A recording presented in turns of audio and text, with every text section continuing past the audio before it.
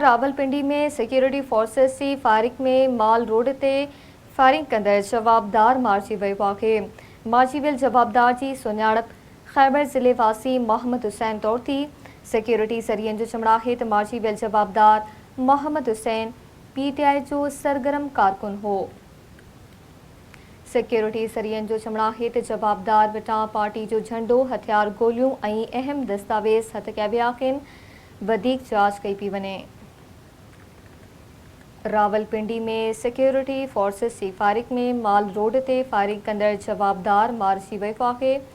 मारिजी vial जवाबदार जी सुञाणप खैबर ज़िले वासी मोहम्मद हुसैन तौर थी।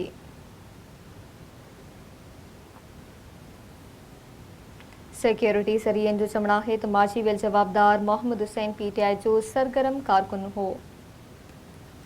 सिक्योरिटी ज़रियनि जो चवणु आहे त जवाबदार वटां पार्टी जो झंडो, हथियार, गोलियूं ऐं अहम दस्तावेज़ हथ कया विया आहिनि। वधीक जांच कई पई वञे।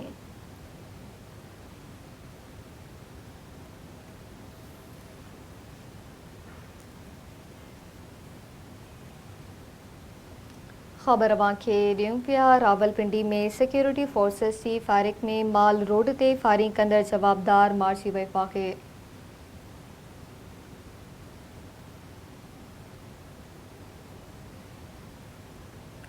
मारिजी वियल जवाबदार जी सुञाणप खैबर ज़िले वासी मोहम्मद हुसैन तौर थी आहे।